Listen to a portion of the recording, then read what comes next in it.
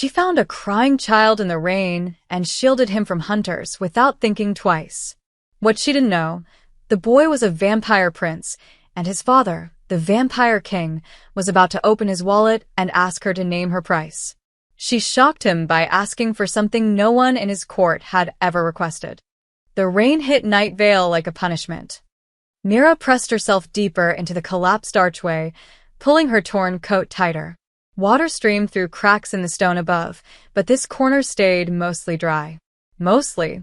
She'd learned long ago that mostly was the best you could hope for when you had nowhere to go. 3 years on these streets had taught her the rules. Keep your head down, trust no one, and never, ever get involved. But then she heard the crying. At first, she thought it was a cat. The sound was small, broken, barely audible over the storm. Mira closed her eyes, willing herself to ignore it. Not your problem. Not your business. She'd seen what happened to people who played hero in Night Vale's backstreets. They didn't last long. The crying grew softer, weaker. Damn it, Mira muttered, pushing herself up. Her knees protested. Too many nights on cold stone, but she forced herself forward, following the sound down the narrow alley. She found him crumpled against a dumpster, small hands pressed over his mouth, trying desperately to muffle his own sobs. He couldn't have been more than 8 years old. Rain plastered his dark hair to his skull, and his clothes, once fine, she noticed, hung in tatters. But it was his eyes that stopped her cold. Silver. Pure, luminous silver, catching the faint moonlight that broke through the storm clouds. They locked onto hers with an intensity that made her breath hitch. No human child had eyes like that. Please, the boy whispered. They're coming. They're going to kill me. Myra's survival instinct screamed at her to walk away. Whatever this kid was, whatever trouble followed him, it wasn't her fight. She had nothing. She was nothing. What could she possibly do? Then she heard the voices. The leech spawn went this way. Check every shadow. The king's offering gold for whoever brings back his head, dead or alive. Another voice, eager, hungry, preferably dead. Footsteps splashed through puddles, growing closer. 4 men, maybe 5, armed with something that made the air taste like copper and fear. The boy's silver eyes pleaded with her. He didn't say another word. He didn't have to. Mira grabbed his wrist and pulled him to his feet. Don't make a sound. She knew these alleys better than anyone. 3 years of running, hiding, surviving had mapped every shadow in her mind. She led the boy through a gap in the fence that most adults wouldn't fit through, but she'd learned to make herself small. On the other side, she yanked him into a recessed doorway of an abandoned shop, covering his mouth with her hand as the hunters thundered past. Lost him. Spread out. He can't have gone far. If we don't find him before dawn, the king will. Their voices faded down different streets. Mira waited, counting her heartbeats. When she reached 300, she finally released the boy and sagged against the door, adrenaline leaving her hollow. Why did you help me? The boy asked, his voice steadier now but still small. You don't even know what I am. I know you're a kid who's scared, Mira said, not looking at him. That's enough. They called me leech spawn. I heard. You know what that means. Mira finally met those impossible silver eyes. Yeah, I know.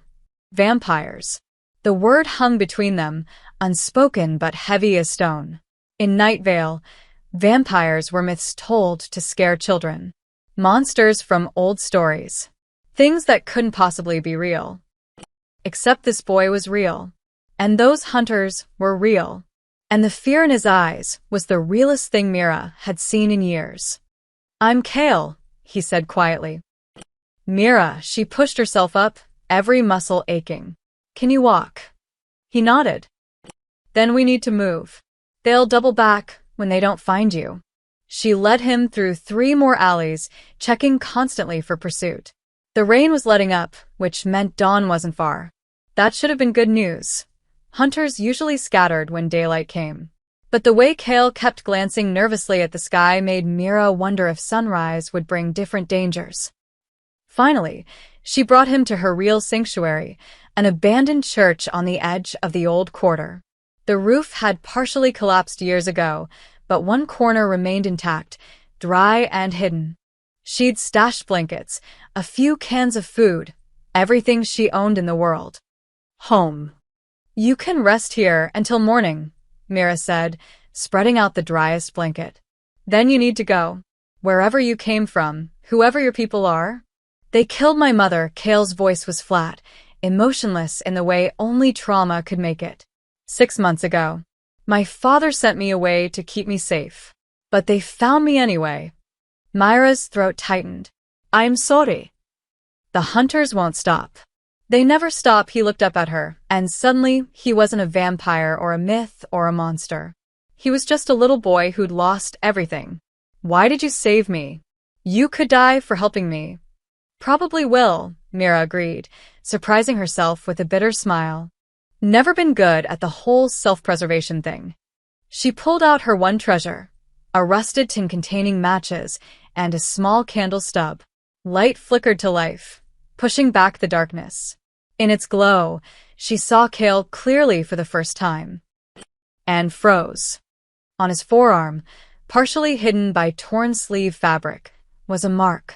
No, not a mark. A sigil. Ornate, ancient, burned into his pale skin with intricate detail.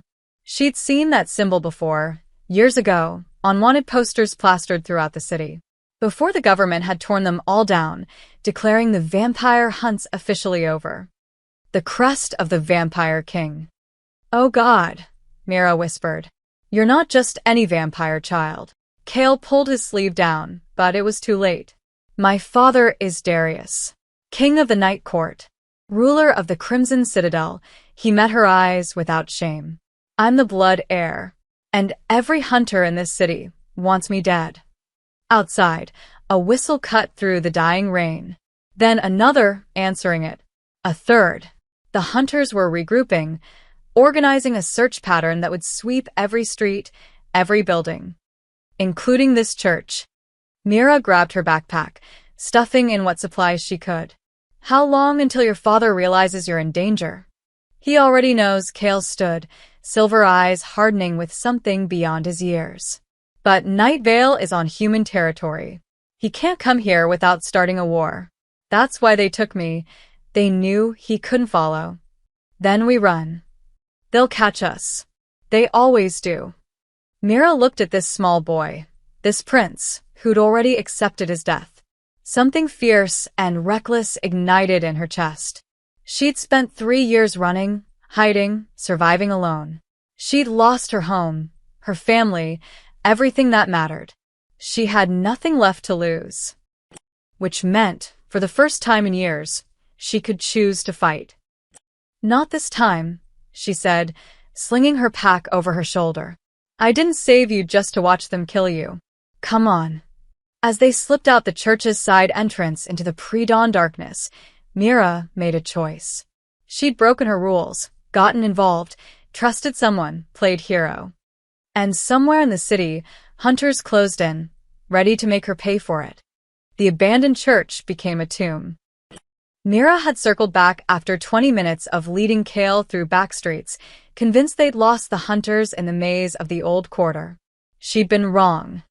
They returned to find 3 men tearing through her sanctuary, ripping apart blankets, kicking over her carefully hidden supplies. Her tin of matches lay crushed under a boot heel. Someone's been living here, one hunter said, a scarred man with dead eyes. Recently, Kale's hand tightened in hers. Mira pulled him back, but her foot scraped against loose stone. The sound echoed like a gunshot. All 3 hunters turned. Well, the scarred man smiled. Look what crawled back. Mira shoved Kale behind her. Run when I say. Touching, the hunter drew a silver blade that gleamed with an oily sheen. Poison. The street rat playing mother to a monster. You know what he is? A child. A leech. He stepped closer. His kind killed my daughter. Drained her dry, and left her in an alley just like this 1 inch. His voice cracked with old grief twisted into something venomous. I've been hunting them for 3 years. This one's the last of the royal bloodline. When he dies, their reign ends. His mother's already dead, Mira said quietly. Hasn't that family suffered enough? Not nearly, the hunter lunged. Mira grabbed a piece of broken timber and swung hard. She'd learned to fight dirty on these streets. No form, no honor, just desperation and will to survive. The wood connected with his wrist. The blade clattered away. But the other two were already moving. One grabbed her from behind.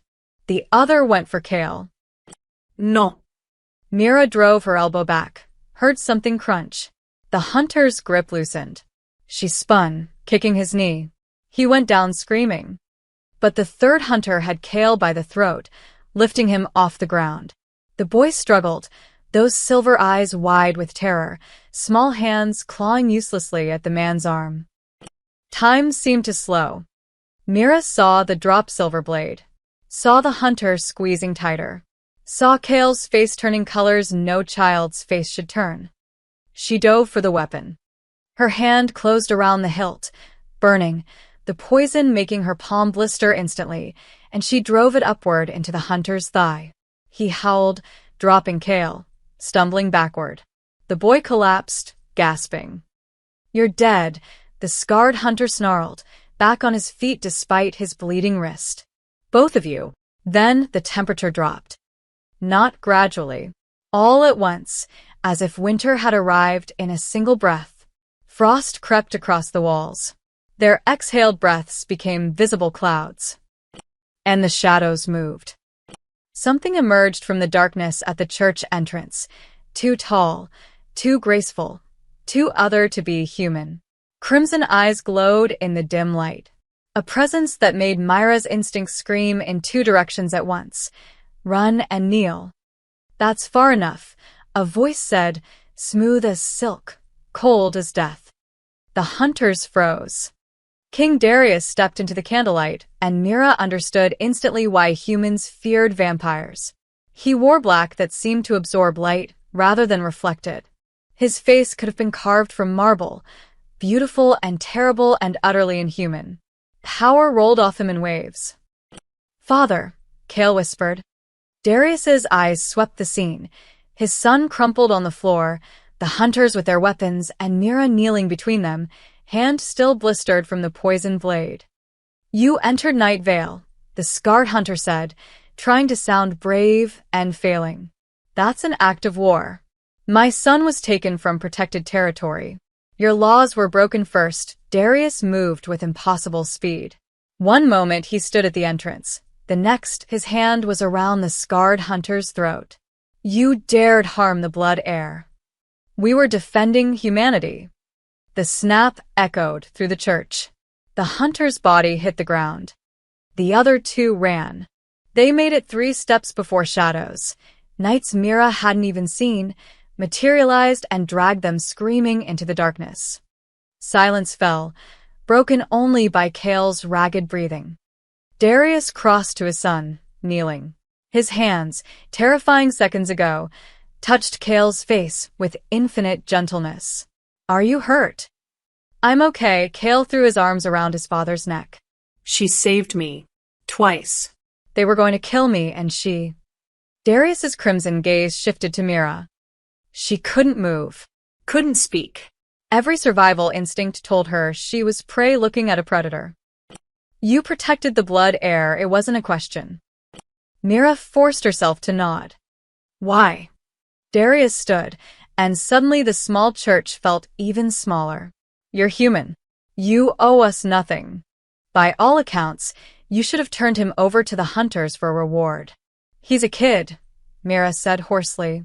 That's reason enough. Something flickered across Darius's perfect face. Surprise, perhaps, or suspicion. He studied her for a long moment. Homeless, injured, holding a poisoned blade with a blistered hand, standing in the ruins of everything she owned. You'll come with us, he finally said. What? To the Crimson Citadel. My son's life is worth more than all the gold in human kingdoms. His tone made it clear this wasn't a request. You'll be compensated for your bravery. I don't want compensation, Mira said. I just wanted him safe. Darius's eyes narrowed. Everyone wants something. Two vampire knights materialized behind her, escape routes closing. Mira looked at Kale, who watched her with those hopeful silver eyes, then back at the vampire king. She'd saved a child tonight, broken every rule of survival, and now she was being taken to a place where humans supposedly never return from. Fine, she whispered. As they left the church, Mira glanced back once at the only home she'd known for 3 years. The candles still flickered, a tiny light against impossible darkness. She had no idea she'd never need it again. The journey to the Crimson Citadel should have been impossible. One moment, Mira stood in the ruined church. The next, darkness swallowed her whole. Not the absence of light, but something alive, something that moved. She felt weightless, pulled through space that bent wrong. When solid ground returned beneath her feet, she collapsed to her knees, gasping. Mortals always struggle with shadow walking, one knight said dismissively. Mira looked up and forgot how to breathe. They stood at the edge of a massive fortress carved directly into a mountain of black stone. Spires twisted toward a sky that held no sun, only a blood-red moon that never seemed to move. Crimson fire burned in enormous braziers, casting everything in shades of scarlet and shadow. The Crimson Citadel, a place from nightmares and legends. And it was real. Welcome to the Night Court, Darius said, watching her reaction with unreadable eyes. Come. Mira forced herself to stand, though her legs shook. Kale stayed close to his father, but kept glancing back at her, as if afraid she might disappear. They crossed a bridge over a chasm so deep Mira couldn't see the bottom. Guard towers loomed on either side, and she felt eyes watching from every shadow. When they passed through the main gates, massive doors of black iron inscribed with symbols that hurt to look at, whispers erupted. Is that a human? What's it doing here? The king brought back immortal? Probably food for the court. Myra's skin crawled. Every instinct screamed that she didn't belong here, that she was prey in a den of predators. But she kept walking, head high, refusing to show fear. The halls inside were impossibly vast. Vaulted ceilings disappeared into darkness. Tapestries depicted battles between vampires and humans, always with vampires victorious. Courtiers in elaborate crimson and black silk stopped to stare as they passed, their eyes glowing various shades of red and gold. None were silver like Kale's. Darius led them to a throne room that made Mira feel like an insect. The throne itself was carved from a single piece of obsidian, and behind it, a window showed that eternal red moon. Father, Kale said quietly, can Mira stay with me? Please. She'll have quarters assigned. Please, those silver eyes pleaded. I don't want to be alone. Darius's jaw tightened, but he nodded. Very well. For tonight, he gestured, and a female vampire in elegant robes appeared, moving so silently Mira hadn't heard her approach. Lady Seraphine will see to your needs, Darius said. Tomorrow, we discuss your reward. I don't need, Mira started. Nevertheless, his tone left no room for argument. You saved the blood heir. That debt will be paid. He swept from the room, knights following like shadows. Only Kale remained, grabbing Myra's hand. Come on, he said, almost excited now. I'll show you my rooms. They're huge, you'll like them. Lady Seraphine smiled, but it didn't reach her golden eyes. This way, mortal. Kale's chambers were indeed enormous, a suite of rooms filled with books, strange artifacts, and furniture that looked both ancient and priceless. But what struck Mira was how lonely it all felt. Like a beautiful cage. You can sleep there, Kale pointed to a room adjoining his. Father had it prepared for my tutors, but he trailed off. They don't visit much anymore. Why not? Mira asked, though she suspected she knew. They're afraid of me. Kale sat on his bed, suddenly looking very small. After Mother died, everything changed. The court thinks I'm weak because I cried. Father thinks I'm weak because I got captured. His voice dropped to a whisper. Maybe they're right. Mira sat beside him. You're 8 years old. You're supposed to cry when bad things happen. That's not weakness. That's being human. But I'm not human. You're a person. That's close enough. Kale leaned against her shoulder. Within minutes, exhaustion claimed him. Mira carefully tucked him into bed, watching his face relax in sleep. He looked peaceful. Safe. She moved to her assigned room, but couldn't sleep. The bed was too soft, the silence too complete. She was used to street sounds, to always being half alert for danger. Here, the danger was everywhere and nowhere at once. Near dawn, or what passed for dawn in this sunless realm, the door opened. Mira shot upright to find Darius standing in the doorway, backlit by crimson firelight. You're still awake, he observed. Not used to quiet. He entered, and the room suddenly felt smaller.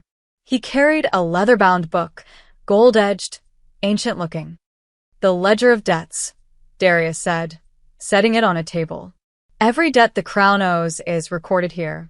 Every promise made, he opened it, revealing pages covered in elegant script. You saved my son's life. Twice, he tells me. That is no small thing. I didn't do it for a reward. I know he studied her with those crimson eyes. Not cruel, but calculating. That's what makes this interesting. Everyone wants something, Mira. Everyone has a price. Name yours. Mira thought of 3 years on the streets, of cold nights and hunger that gnawed like an animal, of looking over her shoulder, always running, never safe. A bed, she said finally. Just one night without fear. Silence stretched between them. Darius's expression shifted, something like surprise, or perhaps respect, flickering across his perfect features. You ask for nothing, he said quietly. No gold. No power.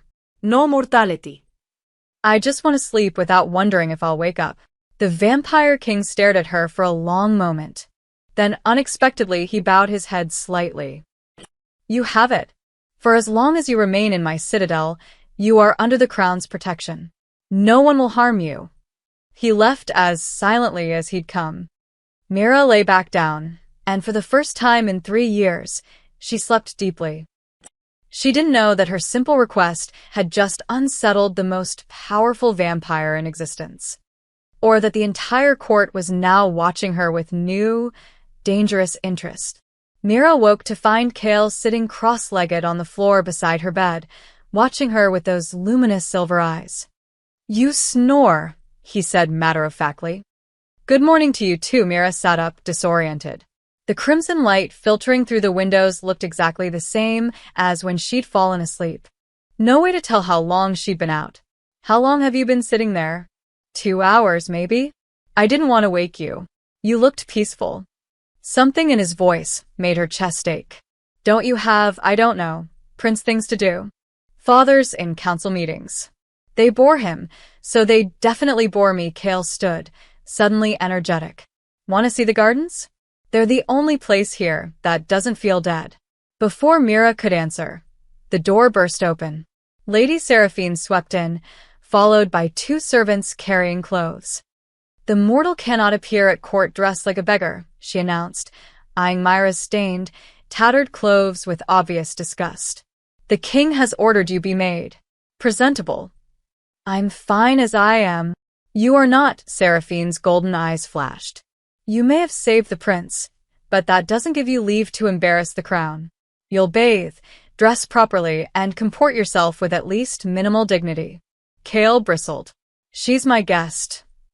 She's a mortal in the Crimson Citadel, young prince. That makes her a curiosity at best, a liability at worst. Seraphine's voice softened slightly. The court is already talking. If she's to survive here, she needs armor. Even if that armor is merely silk and proper posture. The bath was the most surreal experience of Myra's life. The tub was carved from black marble, filled with water that smelled of strange herbs. She scrubbed away 3 years of street grime, watching the water turn gray, then brown. When she emerged, the servants had laid out a dress, Deep burgundy, simpler than the elaborate court fashions, but still finer than anything Mira had ever worn. It fit perfectly, which shouldn't have been possible. Vampire magic, Seraphine said, catching her confused expression. Useful for some things, at least. They braided Myra's dark hair back from her face. When she looked in the mirror, actual silver, probably worth more than everything she'd owned in her life, she barely recognized herself. Better, Seraphine said.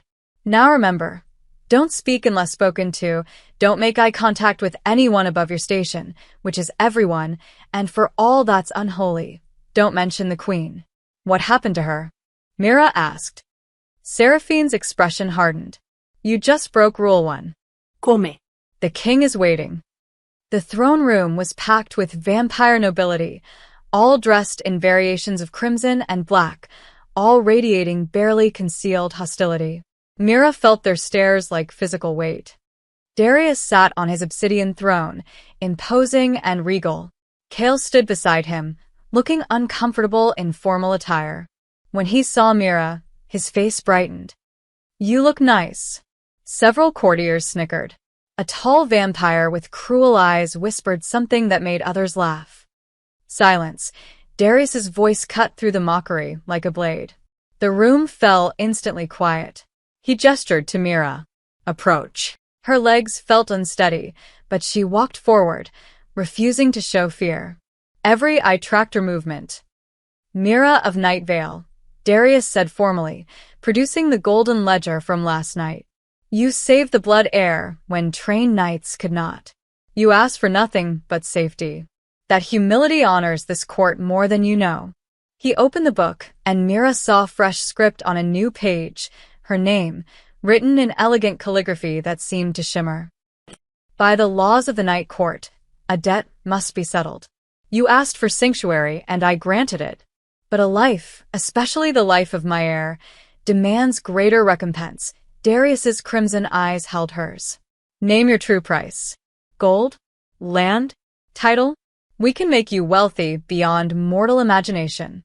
The room held its breath. Mira thought of Kale's words that morning. They bore him, so they definitely bore me. She thought of how the boy looked when he slept, peaceful for the first time since she'd found him. She thought of how empty these grand halls felt despite being full of people. I don't want gold, she said clearly. I want permission to stay with Kale. He shouldn't be alone. Shocked whispers erupted. The mortal presumes. She thinks herself worthy to raise the prince. This is an insult. Enough. Darius rose from his throne, and the hall fell silent. He descended the steps slowly, each footfall echoing. When he stood before Mira, close enough that she could see flecks of gold in his crimson eyes, he spoke quietly. You ask not for wealth or power, but to serve. To give rather than take. Something unreadable crossed his face. Why? Because he's a good kid who's been through hell, Mira said simply. And because I know what it's like to be alone. No child should feel that way. Not even a vampire prince. Silence stretched so long Mira thought she'd made a fatal mistake. Then Kale's small voice broke it. Please, father. I want her to stay. Darius looked at his son, then back at Mira. When he spoke, his voice carried throughout the hall. So be it. Mira of Night Vale, you are hereby appointed informal guardian to the blood heir. You will have quarters, provisions, and the crown's protection. He returned to his throne, reopening the ledger. But understand, this court does not easily accept outsiders. You will be tested. Watched. Judged. I can handle it, Mira said, though her heart hammered. We shall see. Darius closed the book with a resonant thud. This audience is concluded. As the court dispersed, Mira caught fragments of whispered conversations. Bewitched the boy somehow. Playing on the king's grief. Won't last a week. Kale rushed to her side, grabbing her hand. You're really staying? Looks like it. Good, he grinned, the first genuine smile she'd seen from him. Now can we see the gardens? Please. As they left the throne room together, Mira felt Darius's eyes on her back, weighing, measuring, wondering what she would cost him in the end. She had no idea that by choosing to stay, she'd just painted a target on her back. Or that some members of court had already decided she needed to die. The gardens were impossible. Flowers bloomed in shades of silver and midnight blue, petals that glowed with inner light. Trees twisted upward with bark like polished onyx, bearing fruit that shimmered like captured stars. A fountain at the center flowed with water, so clear it looked like liquid crystal. Mother planted these, Kale said softly, running his hand along a vine covered in luminous, white blooms. Father won't let anyone change them. Sometimes I catch him standing here at night, just staring. Mira sat on the fountain's edge, watching Kale explore. For the first time since she'd met him, he looked like an actual child. Curious, playful, unguarded. What was she like? Mira asked. Your mother? Kale's smile faded. Kind. She used to read to me every night. She didn't care that I was scared of the dark. She said even princes were allowed to be afraid. He plucked one of the glowing flowers. The court killed her. Myra's blood went cold. What? Not directly. But their politics, their games, Kale's small hands clenched around the flower, crushing it. There was a faction that thought Father was too soft. That we needed to conquer human lands, not coexist. Mother spoke against them. Then one night, she went to negotiate with them, and she never came back. His voice dropped to a whisper. They said it was an accident. A rogue vampire. But Father knows the truth. So do I. Kale. That's why he sent me away. Why he's so careful now. Because if they could kill the queen, I'm easy. He looked up at her with those ancient-looking silver eyes. Until you. You didn't even know who I was, and you still protected me. Why? Before Mira could answer, footsteps approached. She turned to find Darius standing at the garden entrance, partially hidden in shadow. Kale, he said quietly, it's time for your lessons. But now. The boy's shoulders slumped. He handed Mira the crushed flower and trudged toward his father, not meeting his eyes. As they left, Mira heard Kale whisper, You never come to the gardens anymore. Darius didn't respond. Over the following days, Mira began to understand the strange dynamics of the Crimson Citadel. Kale refused to eat unless she was present. At first, the servants found this amusing. A mortal woman sitting at the royal table, watching a vampire child push blood-infused food around his plate. But when Mira started telling him stories from her life on the streets, turning meals into something other than a grim duty, Kale began eating. Then talking. Then laughing. The sound echoed through halls that had been silent for too long. Darius noticed. He'd appear in doorways, watching them with an expression Mira couldn't decipher. Not quite approval, not quite suspicion. Something more complicated. You're good with him, he said one evening, finding Mira in the library where she'd been reading to Kale. The boy had fallen asleep against her shoulder. He just needs someone to listen, Mira said quietly, careful not to wake him. His tutors listen. His tutors are terrified of him. There's a difference, she met Darius's gaze. He knows they're scared. Kids always know. Darius moved closer, studying his sleeping son. For a moment, something cracked in his regal facade. Raw grief, quickly hidden. He looks like her, Darius said. His mother. Same stubborn expression. Even in sleep. He told me what happened. Darius's jaw tightened. Did he? He thinks you don't come to the gardens because they remind you of her. He's not wrong, Darius turned away. But that's not your concern. Maybe not. But he's lonely, and you're grieving, and you're both so busy protecting each other that neither of you are actually living. Mira carefully shifted Kale's weight. I'm just a homeless woman who got lucky. I don't understand court politics or vampire law. But I know what it's like to lose everything. And I know that isolation doesn't heal wounds. It just lets them fester. Darius was silent for a long moment. You speak boldly for someone who relies on my protection. You asked for honesty when you opened that ledger. I'm giving it to you. Something almost like respect flickered across his face. You're not what I expected. What did you expect? Someone who wanted something. Power, wealth, immortality. Everyone in this court wants something from me. He looked at Kale again. But you just want him to be happy. Revolutionary concept, I know. The ghost of a smile touched Darius's lips. Indeed. But not everyone found Myra's presence charming. Lord Valen, the cruel-eyed vampire from the throne room, watched her constantly. He'd conveniently appear wherever she walked with Kale, making pointed comments about mortal fragility and inappropriate attachments. The prince grows too dependent on her. Valen said one night during a feast Mira had been forced to attend. He spoke loudly enough for the entire table to hear. What happens when she dies? Mortals are so fleeting. Then I'll grieve and move on, Kale said sharply, surprising everyone. Like father did with mother. The table fell deathly silent. Darius's expression darkened. Kale, he said quietly. That's enough. But it's true. Everyone acts like we should just forget her, but we can't, and we shouldn't have to. I said enough. Darius's voice could have frozen fire. Kale stood, eyes bright with unshed tears. You won't talk about her. You won't visit her gardens. You won't even say her name anymore, his voice broke. It's like you want to forget she existed. He ran from the hall. Mira stood to follow, but Darius's hand caught her wrist, not hard, but immovable. Let him go. He's upset. He needs to learn control. Emotions are weapons here, showing them as weakness, but Darius's eyes betrayed him, tracking the doorway where his son had disappeared. Mira pulled her hand free. He's 8. He's allowed to have emotions. Not if they make him a target. They already killed his mother for politics. What more can they take from him? His childhood? His ability to love? She stepped closer, not caring that she was challenging a king. You can't protect him from grief by teaching him not to feel. That's not protection. It's imprisonment. The entire court watched, waiting for Darius to punish such insolence. Instead, he simply stood. This feast is concluded.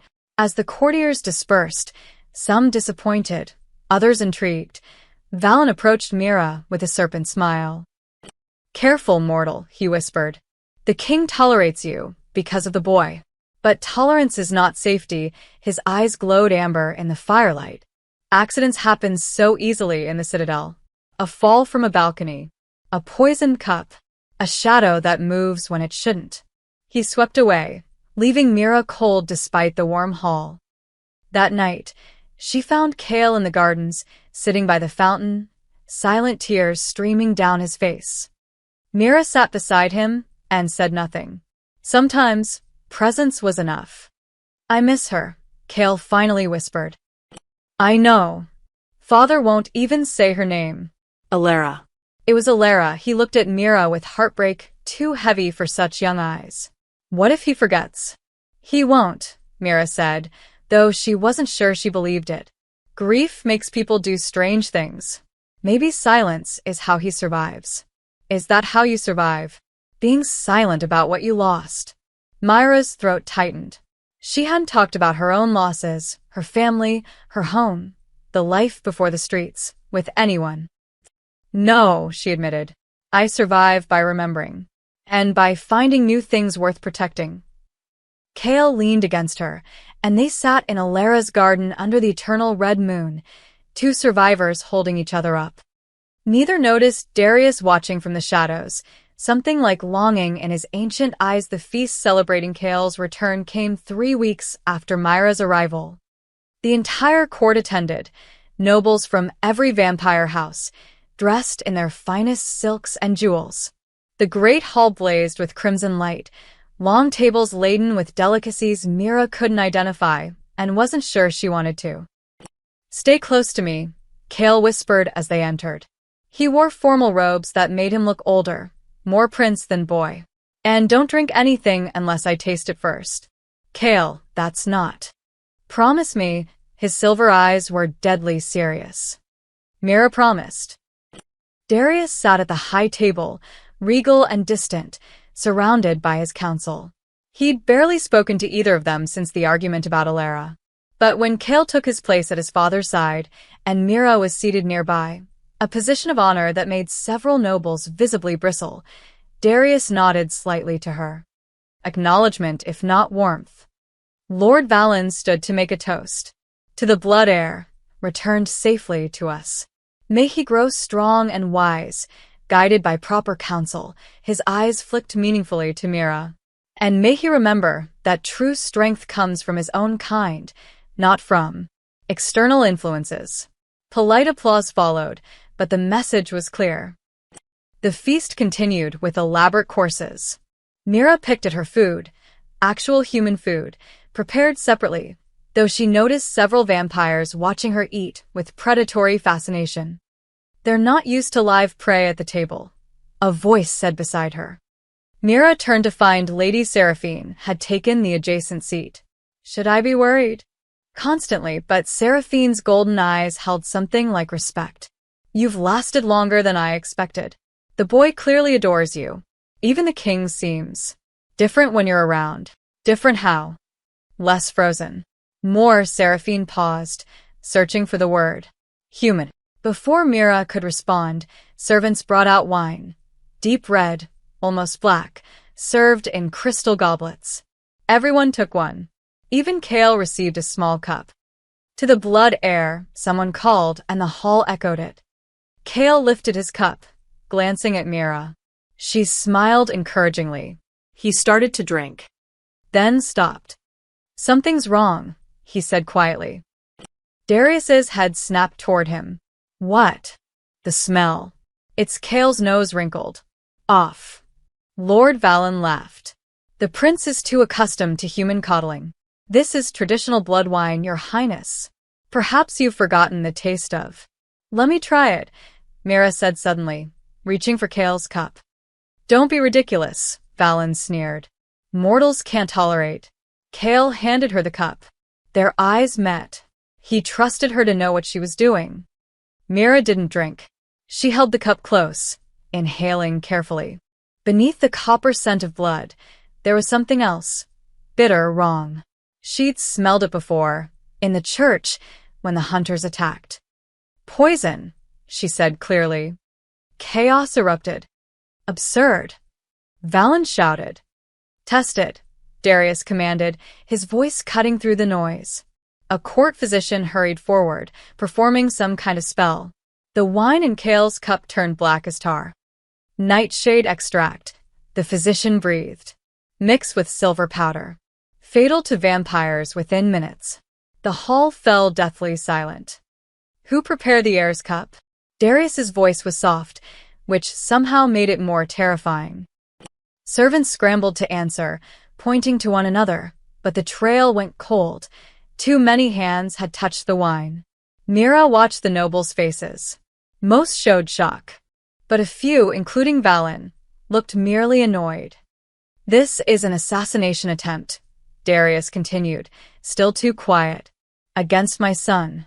In my own hall he stood, and the temperature plummeted. Find who's responsible. Now. Guards moved through the crowd. But Mira knew they'd find nothing. This had been too carefully planned. Kale was shaking. Mira put her hand on his shoulder, and he grabbed it like a lifeline. I'm okay, he whispered. I'm okay. But his skin had gone even paler than usual. Then he gasped, doubling over. Kale. Myra's heart stopped. He looked up at her, silver eyes wide with terror. I drank some. Before I noticed. Just a little. Physician. Darius roared, already moving. The hall descended into pandemonium. The physician rushed forward, examining Kale with increasingly frantic movements. The poison's in his blood. Moving fast, he looked at Darius with grim eyes. There's no antidote. Not one that works quickly enough. Then make one. My lord, the amount he consumed, even for such a small dose, it's spreading. The only thing that might work is fresh blood. Pure, untainted, strong enough to flush out the poison. The physician's voice dropped. Human blood. Every eye in the hall turned to Mira. How much? She asked immediately. No, Darius said. We'll find another way. How much? Mira repeated, louder. The physician met her gaze. Enough that you might not survive. And even if you do, the transfusion process, sharing blood directly with a vampire, it changes people. Sometimes permanently. Mira looked at Kale, trembling and afraid, poison burning through his small body. She thought of how he'd saved his last piece of bread to share with her. How he'd fallen asleep, holding her hand. How he'd looked at her and simply said, "You're really staying?" "Do it," she said. "Mira," Darius started. "He's a child. I'm not watching him die because I was too scared." She turned to the physician. "What do you need me to do?" The physician hesitated, then nodded. "Bring them to the healing chamber. Quickly." The ritual was agony. They laid Kale on a stone table inscribed with glowing runes. The physician cut Myra's wrist, deeper than she expected, and held it over Kale's mouth. Her blood flowed into him, hot and fast. But it wasn't enough. "The poison's fighting back," the physician said. "We need direct contact. A complete transfusion." "What does that mean?" Myra's vision was already swimming. "It means," Darius said quietly, appearing beside her, "that I have to turn you. Partially. Just enough to survive the blood exchange. But you won't be fully human anymore." Mira looked at Kale, lips turning blue, breathing shallow. "Do it. You don't understand what you're asking." "I understand a child is dying." Her voice broke. "I understand I have a choice, and I'm making it. Now stop wasting time." Darius stared at her for a long moment. Then he took her other wrist, and his fangs pierced her skin. The pain was electric, then cold, then something else entirely. She felt his venom entering her bloodstream, changing her from the inside out. The world sharpened. She could hear heartbeats in the next room, smell fear and blood, and something ancient in the air. When he pulled away, Myra's eyes had changed. Still human-colored, but now they caught the light differently. Reflective. Predatory. "Now," the physician said, guiding her hand back to Kale's mouth. "Give him everything you can." Mira did. She felt her life pouring out, but also something new, strength she hadn't possessed before, borrowed from Darius's venom. She gave until the world went gray, until she couldn't feel her legs, until Kale's color began to return. The last thing she saw before darkness claimed her was Kale opening his silver eyes. "Mira," he whispered. Then nothing. When she woke 3 days later, everything had changed. Mira woke to the sound of screaming. Her eyes snapped open, and the world was different. Too sharp, too clear. She could see individual dust particles floating in the air, hear conversations 3 rooms away, smell blood and fear and smoke. "Easy," Seraphine's voice came from beside the bed. "The transformation takes time to adjust to." Kale is alive. Fully recovered, Seraphine helped her sit up. "You saved him. But Mira, we have bigger problems. The court is in chaos." Through the window, Mira saw smoke rising from the lower citadel. The clash of steel echoed through stone corridors. "What's happening?" "Rebellion." Seraphine's face was grim. "Lord Valen and half the old guard. They're calling Darius unfit, claiming he broke sacred law by turning a human. They're demanding he abdicate." Myra's blood went cold. "Where's Kale?" "Locked in his chambers with guards." "Where you should be." But Mira was already moving. Her body responded differently now, faster, stronger. She reached the door in what felt like a single step. "Mira, wait. You don't know how to fight like this yet." She didn't listen. The corridors were chaos. Vampire fought vampire, crimson and gold eyes flashing in the firelight. The rebels wore black armbands marked with a silver fong, Valen's symbol. A rebel spotted her. The human. Kill her. 3 vampires lunged. Instinct took over. Instinct she didn't know she had. Mira dodged the first attack with inhuman speed, grabbed a fallen sword, and drove it through the second attacker's shoulder. The third hesitated just long enough for her to sweep his legs and slam his head against stone. She stared at her hands, trembling. "What am I?" No time to process. She ran toward Kale's chambers.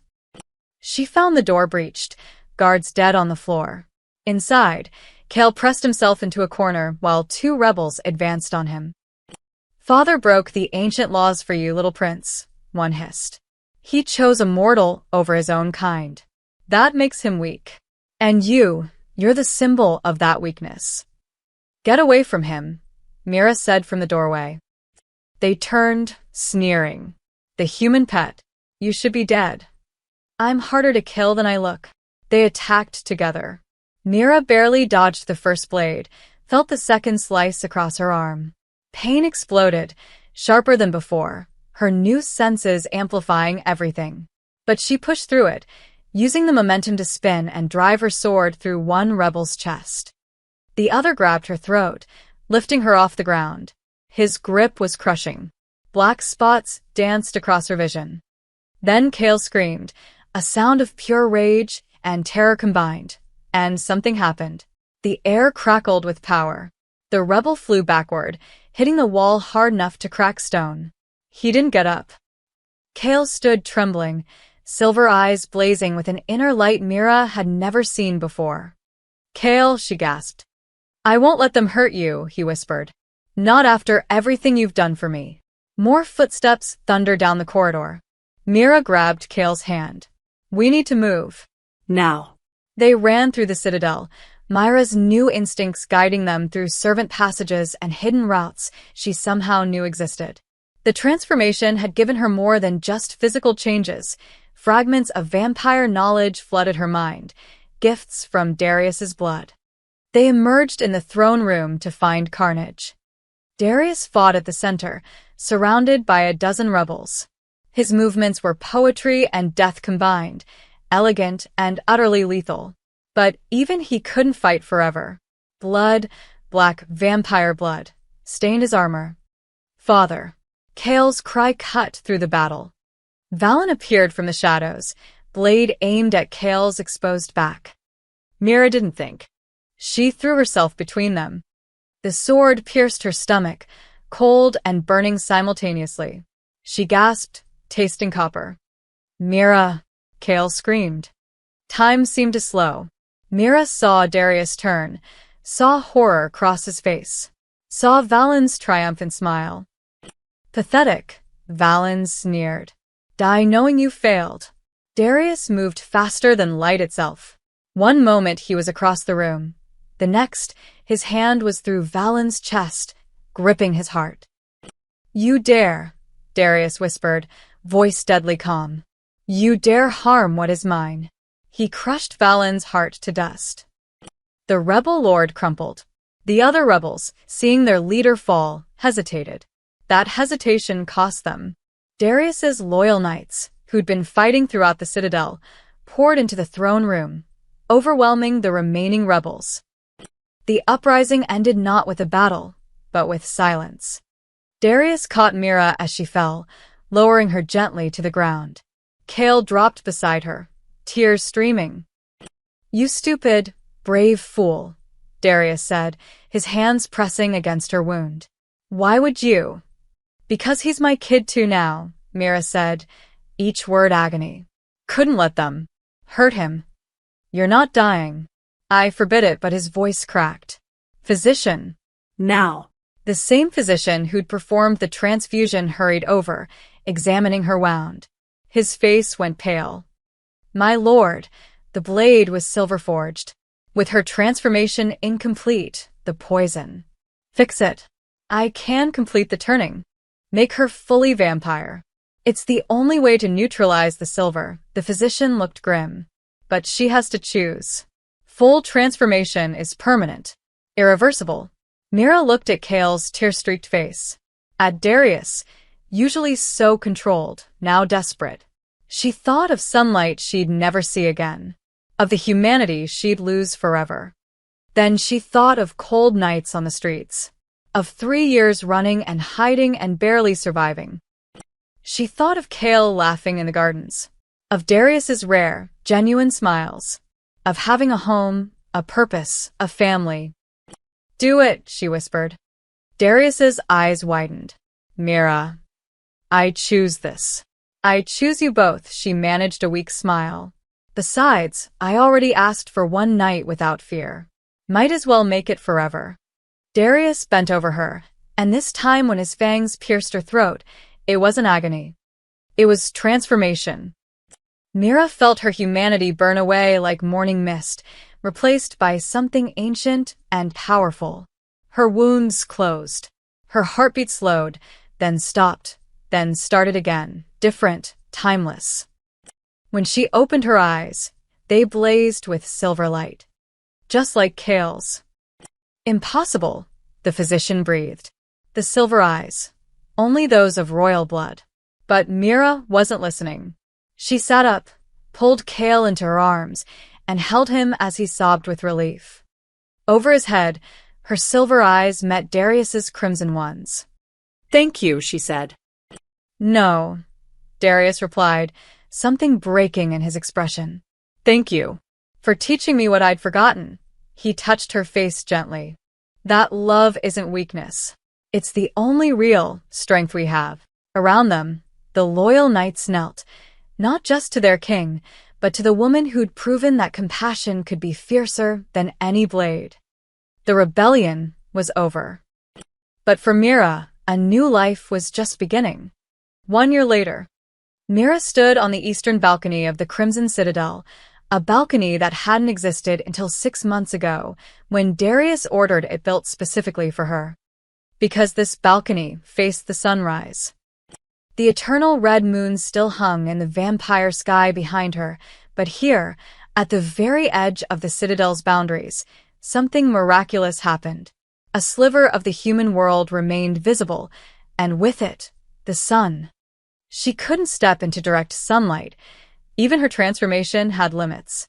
But she could stand in shadow and watch dawn break over Night Vale in the distance, painting the sky in golds and pinks she'd thought lost to her forever. I knew I'd find you here. Mira turned to find Darius approaching, dressed more casually than she'd ever seen him in those early days. No formal armor, just simple black clothing. He looked younger somehow, less like an ancient king, and more like a man. Couldn't sleep, she said. Neither could I. He stood beside her, close enough that their shoulders touched. Nervous about today? Terrified, Mira smiled. But good terrified. Today marked the official ceremony. After a year of proving herself, of learning vampire politics, of training with the knights, of serving as Kale's guardian, and earning the court's grudging respect, she would be formally recognized. Not as a guardian, not as a temporary fixture, as the blood heir's second mother, as a member of the royal family. The court has come around, Darius said, reading her thoughts. Even the traditionalists admit you've brought changes they didn't know they needed. It was true. Mira had spent the year not just caring for Kale, but rebuilding. She'd established a network to help mortals in danger, refugees fleeing vampire-human conflicts. She'd pushed for laws protecting the vulnerable, vampire and human alike. She'd even convinced Darius to open diplomatic channels with human kingdoms, something unthinkable a year ago. And slowly, grudgingly, the Citadel had transformed from a place of cold politics into something warmer. I had a good teacher, Mira said, glancing at him. Darius's expression softened. Over the past year, something had shifted between them. What started as obligation and gratitude had deepened into trust, then friendship, then something neither of them had quite named yet. But it was there in the way he sought her counsel, in how she'd catch him watching her with Kale, something like wonder in his ancient eyes. In quiet moments like this, when words weren't necessary. Alara would have liked you, Darius said suddenly. She always believed the court needed more compassion, more humanity. Ironically, he smiled sadly. I thought I honored her memory by becoming harder, colder, by protecting Kale, through distance. You showed me I was just hiding. You were grieving, Mira said gently. You're allowed to grieve. For a year, I couldn't even speak her name without feeling like I was drowning. He looked at the distant sunrise. But you and Kale, you brought light back. You made the gardens feel alive again. You made everything feel alive again. Before Mira could respond, rapid footsteps approached. There you are. Kale burst onto the balcony, silver eyes bright with excitement. At 9 years old now, he'd grown taller, more confident. The ceremony starts in 2 hours. You can't hide out here all morning. We're not hiding, Darius said, ruffling his son's hair, a gesture that would have been unthinkable a year ago. We're observing tradition. What tradition? I'm making one up. Royal privilege. Kale laughed and grabbed Myra's hand. Come on. Seraphine will kill me if you're not ready in time. She's been planning this for months. As they walked back through the citadel, Mira marveled at how much had changed. Servants smiled at her now instead of flinching. Courtiers greeted her with genuine respect. The halls that once felt like a beautiful prison now felt like home. They passed Alara's gardens, now meticulously maintained. Darius visited them regularly now, sometimes alone, sometimes with Kale, sometimes with Mira. The three of them would sit by the fountain and talk about the day, about memories, about the future. A family, pieced together from broken parts, learning to heal. The ceremony was magnificent. The entire court assembled in the throne room, now decorated with both crimson and silver, Myra's color, adopted from her impossible eyes. Darius stood before the throne, regal and imposing. Kale stood at his right, practically vibrating with excitement. And Mira knelt before them both, wearing a gown of deep silver that caught the light like starlight. Mira of Night Vale, Darius's voice rang through the hall. Once a stranger to our world. Once mortal, vulnerable, alone. You gave everything to save my son, your humanity, your safety, your life as you knew it. You asked for nothing and gave everything. He descended the steps, producing a circlet of silver and obsidian, a crown, but simpler than his own, elegant rather than imposing. You taught this court that strength comes not from cruelty, but from compassion. Not from domination, but from protection. Not from isolation, but from love. He placed the circlet on her head. Rise, Mira Night Vale, guardian of the blood heir, voice of a vulnerable, and second mother to the royal house. Mira stood, and the court, every single vampire, even the former skeptics, knelt. Kale broke protocol by rushing forward and hugging her. I told you they'd love you eventually, he whispered. Eventually being the key word, Mira laughed, hugging him back. That evening, after the feast and celebrations, the three of them returned to the eastern balcony. They'd made it a tradition, watching the sunset together, Myra's reminder of the world she'd come from and the bridge she'd become between two realms. What are you thinking? Darius asked quietly. Mira watched the sun sink below the horizon, painting the sky in impossible colors. She thought of cold alleys and hunger, of a small boy crying in the rain, of a choice that had cost her everything she was and given her everything she needed. I'm thinking, she said softly, that 3 years ago, I was homeless. I had nothing, no family, no future, no hope. I was just trying to survive until tomorrow. She looked at Kale, tucked under her arm, and at Darius standing close enough that she could feel his presence like warmth. And now I have a home in a place I never dreamed existed. I have a son who calls me mother. I have a king who treats me as an equal, her voice caught. I have a family. We're the lucky ones, Darius said, and his hand found hers, intertwining their fingers. You saved more than just Kale that night. You saved both of us. As the last rays of sunlight faded and the red moon rose over the citadel, Mira felt something she hadn't experienced in years. Peace. Complete, absolute peace. She was no longer running, no longer hiding, no longer alone. She was home. Kale yawned against her shoulder. Can we do this again tomorrow? Every day, Mira promised, kissing the top of his head. Every single day. And as they stood together, Vampire King, half-mortal guardian, and the young prince who'd brought them together, watching the eternal dance between sunset and moonrise, Mira whispered the words she'd never thought she'd say. I finally have a home. Not just a place. Not just walls and shelter. But belonging. Purpose. Love. The things that had seemed impossible in a rain-soaked alley when a homeless woman chose compassion over survival. The things that had always been worth more than any price a king could offer. The things that, in the end, had transformed not just her body, but her entire world. And somewhere in the gardens below, Elara's flowers bloomed silver and bright, as if blessing the strange, beautiful family that had grown in her absence. As if saying, "This is what I hoped for. This is what love looks like." And in the Crimson Citadel, for the first time in centuries, it was enough. The end.